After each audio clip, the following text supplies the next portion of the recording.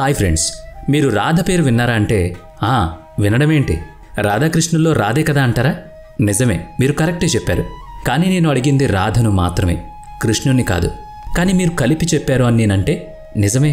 రాధాకృష్ణులు ఎప్పుడూ సెపరేట్గా లేరు. వాళ్ళు పెళ్లి చేసుకోకపోయినా వారి మధ్య ఉన్న బంధం పవిత్రమైన బంధం, పవిత్రమైన ప్రేమ. అందుకే ఆ రాధ గురించి మీకు తెలియని కొన్ని విషయాలను ఇప్పుడు చెప్పబోతున్నాను. అసలు రాధ కృష్ణుణ్ణి ఎందుకు పెళ్లి చేసుకోలేదు? రాధ ఎలా చనిపోయింది? పిల్లన గ్రోవిని కృష్ణుడు ఎందుకు విరగ్గొడతాడు? ఈ విషయాలన్నీ మీరు తెలుసుకోవాలంటే ఈ వీడియోని ఎక్కడా స్కిప్ చేయకుండా చూడాలి. రాధాకృష్ణుల్లోని ప్రేమ చాలా స్వచ్ఛమైంది, నిస్వార్థమైంది. మరణం లేని ప్రేమకు వీరి ప్రేమ చిరునామాగా మారింది. అందుకే ఆ ప్రేమ ప్రపంచవ్యాప్తంగా వ్యాపించింది. కృష్ణుడు రాధను పెళ్లి చేసుకోలేదు. ఆయనకి 8 మంది భార్యలు, 16,000 మంది గోపికలు ఉన్నారు. వీళ్ళంతా ఉన్నా కూడా రాధ కృష్ణుడికి స్పెషల్. పురాణాల ప్రకారం చూస్తే కృష్ణుడు విష్ణువు అవతారం అయితే రాధ లక్ష్మీదేవి అవతారం అని చెబుతారు. అయితే రుక్మిణి లక్ష్మీదేవి అవతారం కాదా అంటారా? అక్కడికి వస్తున్నా. కొన్ని కథల ప్రకారం వీళ్ళిద్దరూ కూడా లక్ష్మీ స్వరూపాలే అని చెబుతూ ఉంటారు. అందుకే రాధాకృష్ణుల ప్రేమ ఇప్పటికీ బ్రతికే ఉంది అంటారు. ఈ భూమి ఉన్నంత వరకు వీళ్ల ప్రేమ అలాగే ఉంటుంది. అసలింతకీ రాధను మొదటిసారి కృష్ణుడు ఎక్కడ చూశాడో చూద్దాం. శ్రీకృష్ణుడు తన 8వ ఏట నుంచే రాధను ప్రేమిస్తాడు. యశోదాదేవి కృష్ణుడు అల్లరి చేస్తున్నాడని చెట్టుకు కట్టేసినప్పుడు మొదటిసారి రాధను చూస్తాడు కృష్ణుడు. ఇక చిన్నతనంలో మొదలైన వారి ప్రేమ వారిద్దరి మధ్య ఉన్న ఆరాధన మాత్రమే. వీరి ప్రేమ సంగతి గోకులంలోని అందరికీ తెలుసు. ఇద్దరూ ఎప్పుడూ ఒకే ఆత్మలా ఉండేవాళ్ళు.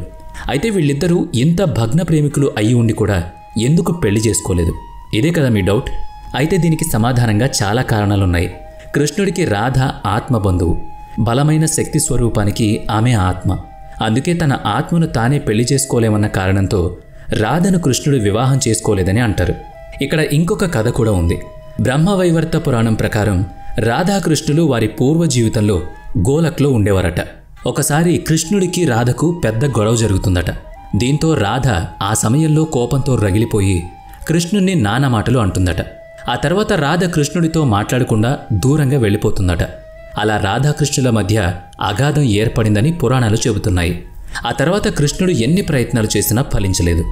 రాధను కృష్ణుడు పెళ్లి చేసుకోకపోవడానికి మరో కారణం కూడా ఉందట. అదే శ్రీరాముని రాధను శపించడం.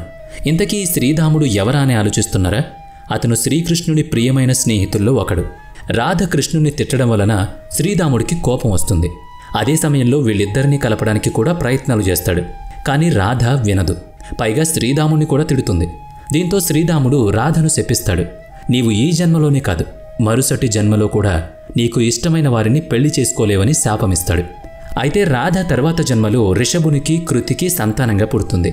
రాధ రేపాలి అనే ఒక చిన్న గ్రామంలో పుట్టింది. ఆమె తల్లిదండ్రులు వృషభాను, కీర్తిదేవిలు. పుట్టినప్పటి నుంచి రాధ ఎంతో సరదాగా ఆనందంగా తిరుగుతూ ఉండేది. స్నేహితులతో ఆటపాటలు ఆడుతూ ఊరంతా తిరుగుతూ ఉండేది. అలాగే కృష్ణుడు అతని స్నేహితులతో కూడా ఆమె ఆటలాడుతూ ఉండేది. శ్రీకృష్ణుడు కంసుణ్ణి చంపేందుకు కొంతకాలానికి గోకులాన్ని వదిలి వెళ్లాల్సి వస్తుంది. కర్ణుడు చావుకి అనేక కారణాలన్నట్టు రాధాకృష్ణుల ప్రేమకు ఎన్నో అవాంతరాలు. అంతటి దేవుడైనా చివరకు తనకు ఇష్టమైన రాధ మనసుని పొందలేకపోయాడు. మొత్తంగా చెప్పాలంటే ఎప్పుడైతే కృష్ణుడు మధురకు వెళతాడో అప్పట్నుంచి రాధాకృష్ణుల ప్రేమ బీటలు తీయడం మొదలవుతుంది. దీనికి తోడు కృష్ణుడి కంటే రాధ వయసులో చాలా పెద్దది. అందువల్ల తల్లిదండ్రులు కూడా వీరి పెళ్లికి ఒప్పుకోలేదని కూడా కొన్ని పురాణాలు చెబుతున్నాయి.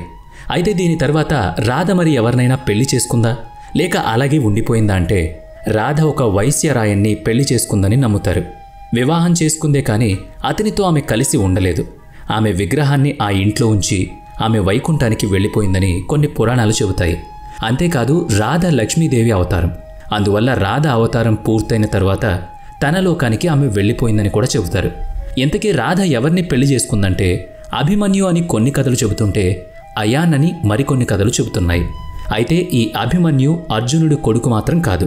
అంతేకాదు కృష్ణుడు రాధను పెళ్లి చేసుకుందామని చూసినా ఆమె గోకాపరి కుమార్తె కాబట్టి రాధే కృష్ణుడిని పెళ్లి చేసుకోలేదని మరో కథ కూడా ఉంది. ఏదేమైనా వీరికి వివాహం మాత్రం జరగలేదు. కానీ వీళ్ల ప్రేమ ఇప్పటికీ బ్రతికే ఉంది. రాధ వేరే పెళ్లి చేసుకుంది. ఆ తర్వాత కృష్ణుడు కూడా ద్వారక వెళ్ళిన తర్వాత అక్కడ రుక్మిణి, సత్యభామను, జాంబవతి అలా 8 మందిని పెళ్లి చేసుకుంటాడు. వీరంతా కూడా కొన్ని కారణాల వల్లే కృష్ణుడికి భార్యలవుతారు. అంతేకాకుండా 16,000 మంది గోపికలు కృష్ణుడితోనే ఉంటారు. వీళ్ళంతా ఉన్నా కూడా శ్రీకృష్ణుడికి రాధ అంటేనే ఎక్కువ ఇష్టం, ఎక్కువ ప్రేమ కూడా. జీవితాలు కుటుంబాలు వేరుగా ఉన్నా వీరిద్దరి ఆత్మ మాత్రం ఎప్పుడూ ఒకేలా కలిసి ఉండేది. మనసుతోనే వీళ్ళిద్దరూ మాట్లాడుకునేవాళ్ళు. అయితే కొంతకాలం తర్వాత, అంటే శ్రీకృష్ణుడు కంసుణ్ణి చంపి మధురకు తిరిగి వచ్చిన తర్వాత రాధకు కృష్ణుడు ఒక సందేశం పంపుతాడట. ఆ సందేశం ఏంటంటే తనతో పాటు కలిసి ద్వారకలో ఉండమని కోరతాడు. కానీ రాధ మొదట్లో ఆ అభ్యర్థనను తిరస్కరించిన ఆ తర్వాత ద్వారకకు వస్తుందట.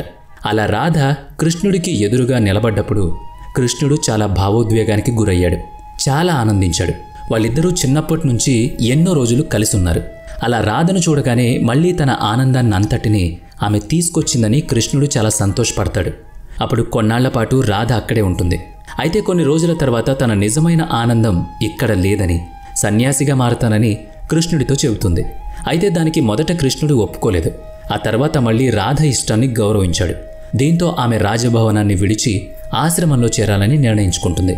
ఆ తర్వాత కొంతకాలం పాటు ఆశ్రమంలోనే ఉంటుంది రాధ. అయితే ఒకసారి ఉన్నట్టుండి రాధ ఆరోగ్య పరిస్థితి క్షీణిస్తుంది. దీంతో ఆ సందేశం శ్రీకృష్ణుడికి చేరుతుంది. ఆ వార్త విన్న కృష్ణుడు రాధను చూడ్డానికి పరిగెత్తుకుంటూ వెళ్తాడు. ఆమె చివరి క్షణాల్లో ఉందని గ్రహిస్తాడు. ఆ చివరి క్షణాల్లో ఆమెతోనే గడపాలని అనుకుంటాడు. అదే సమయంలో తన చివరి కోరిక ఏంటని ఆమెను అడుగుతాడు.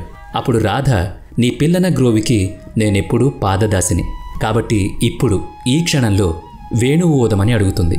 అప్పుడు శ్రీకృష్ణుడు ఆమెను తన ఒళ్ళో పడుకోబెట్టుకుని వేణువును వాయిస్తాడు. ఆమె చివరి శ్వాస విడిచే వరకు శ్రీకృష్ణుడు అలా ఆ వేణువును వాయిస్తూనే ఉంటాడు. ఆ తర్వాత రాధ ప్రాణం విడుస్తుంది. కృష్ణుడు ఎంతో కుమిలిపోతాడు. తన ఆత్మ తనకు దూరంగా వెళ్ళిపోయిందని బాధపడతాడు. అదే సమయంలో ఇక ఈ వేణువు అవసరం ఇంకేముందని దాన్ని విరగ్గొడతాడు. రాజభవనాన్ని వదిలి సన్యాసిని కావాలని రాధ నిర్ణయించుకోవడం అక్కడ ఆమె ఆధ్యాత్మిక పరిణామానికి నిదర్శనం. తన ఆఖరి క్షణాల్లో పిల్లనగ్రోవి మాధుర్యాన్ని ఆస్వాదిస్తూ తన చివరి శ్వాస విడిచిపెడుతుంది. అయితే శ్రీకృష్ణుడు ఆమె లేనప్పుడు ఇక పిల్లనగ్రోవి అవసరం ఏముంది అనుకుంటాడు. అది వారి మధ్య ఉన్న ప్రేమను తెలియజేస్తుంది. రాధ మరణంతో వీరిద్దరి కథ ముగిసిపోలేదు, వీరి ప్రేమ ముగిసిపోలేదు. ఇప్పటికీ ప్రేమికుల మాటొస్తే రాధా కృష్ణుల ప్రేమే మనకు గుర్తొస్తుంది. అంటే వారి ప్రేమ ఎంత గొప్పదో అర్థం చేసుకోవచ్చు. వాళ్ళ ప్రేమ ఇప్పటికీ సజీవంగానే ఉందనేది మనందరికీ తెలిసిన మాటే.